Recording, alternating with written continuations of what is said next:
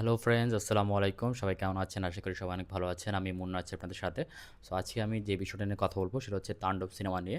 তো শাকিব খানের তাণ্ডব সিনেমাটা কেমন লাগলো বা কেমন হয়েছে আমার পার্সোনাল মতামত আপনাদের কাছে শেয়ার করব। সো সেটা হচ্ছে তাণ্ডব সিনেমাটা আমি বেশ কয়েকবার হলে গিয়ে দেখে ফেলেছি।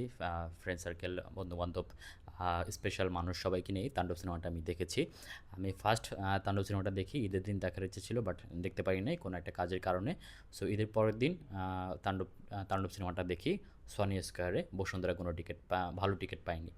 সো সত্যি বলতে তাণ্ডব সিনেমাটা কেমন লেগেছে আমার কাছে সেটা হচ্ছে যে সত্যি বলতে তুফান সিনেমাটা দেখার পর আমার আর কোনো সিনেমা ভালো লাগে নাই। তুফানের পর যখন বরবাদ আসে, সো বরবাদ সিনেমাটা সবাই বলেছে ভালো হয়েছে, সবার কাছে ভালো লেগেছে, কিন্তু আমি তখনও বলেছিলাম বরবাদ সিনেমা ভালো, সব কিছু ভালো, কিন্তু আমার কাছে তুফান সিনেমাটা সেরা মনে হয়েছে এবং আমার মনের মধ্যে এখনও তুফান সিনেমাটাই রয়ে গেছে। সো তুফানের ডিরেক্টর রায়হান রাফি, সে যখন তাণ্ডব সিনেমাটা বানাচ্ছে এবার ঈদুল আজহা আসবে, সো তো আমি খুব এক্সাইটেড ছিলাম। যেহেতু রায়হান রাফি আবার শাকিব খান, সো তুফানের যে বেস্ট কিছু আই থিঙ্ক তাণ্ডবে হবে। সত্যি বলতে আমার কাছে তাণ্ডবটা তুফানের থেকে সেরা মনে হয় নাই। তো তুফানের যে একটা গল্প সেটা হচ্ছে শুরু থেকে মানে খুব ইন্টারেস্টিং ছিল, টুইস্ট ছিল। প্রথম হাফেও খুব মানে কি হয় একটা ক্যারেক্টারের, যে শান্ত যে ক্যারেক্টারটা, তার সাথে কি হয়, সে সিনেমার নায়ক হতে পারবে কি না, খুব একটা টানটান উত্তেজনা ছিল। প্রথম হাফটার পরে যখন ব্রেকটা যায় তখন আহ, খুব এক্সাইটেড ছিলাম যে পরবর্তী হাফে কি হয়। তারপর যখন ডাবল রোলে দেখি শাকিব খানকে, তুফান, গালিব বিন তুফান যেটাকে বলে, তো সেই যখন আসে দুইটা, একটা ভিলেন একটা হিরো। সো খুবই খুবই ইন্টারেস্টিং ছিল তুফান।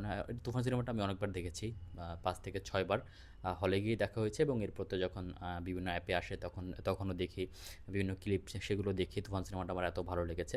তো তুফানের গল্পটা খুবই ইন্টারেস্টিং ছিল, খুবই খুবই খুবই টানটান উত্তেজনার একটা গল্প ছিল। কিন্তু তাণ্ডবে যেটা হয়েছে, তাণ্ডবের এটা হচ্ছে পুরো ডিফারেন্ট। সেটা হচ্ছে প্রথম হাফ যেটা, আমি তো ছবি দেখলে মন দিয়ে দেখি, তো প্রথম হাফ যখন আমি দেখি আমার কাছেই একটু বোরিং লাগতেছিল যে কী ব্যাপার, একটা এখানে আটকায় রাখছে, এখানেই ইয়ে করতেছে, গল্পটা আগাচ্ছে না কেন, গল্পটা একটু অন্য কিছু দেখাচ্ছে না কেন।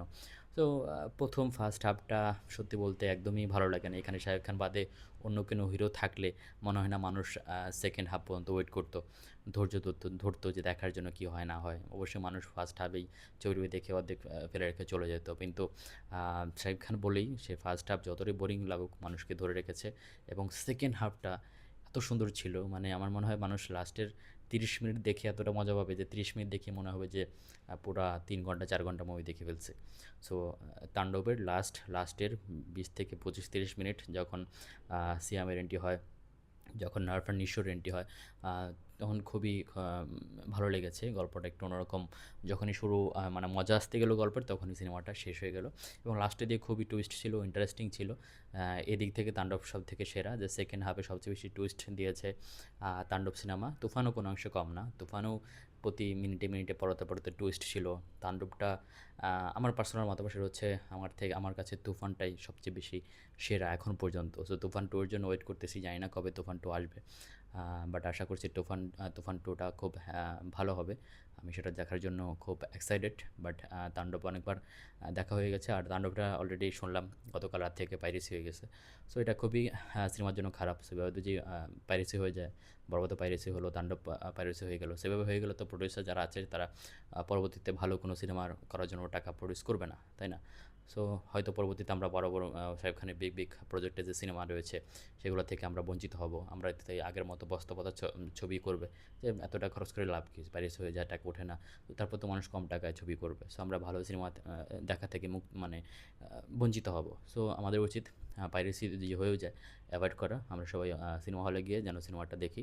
আর আমার কাছে তাণ্ডব সিনেমাটা ফার্স্ট হাফ একদমই ভালো লাগেনি, সেকেন্ড হাফটা ছিল দুর্দান্ত ছিল। শুধু ভালো না, দুর্দান্ত ছিল। তাণ্ডব 10-এ আমার মতে, পার্সোনাল মতামত, 10-এ 7, তুফান 10-এ 9, তারপর হচ্ছে বরবাদ 10-এ 8। সো তুফান টু আশা করি 10-এ 10 হবে। সো আপনাদের কাছে তাণ্ডব কেমন লাগলো, তাণ্ডব সেরা নাকি তুফান সেরা, অবশ্যই কমেন্ট করে জানাবেন। Thank you so much.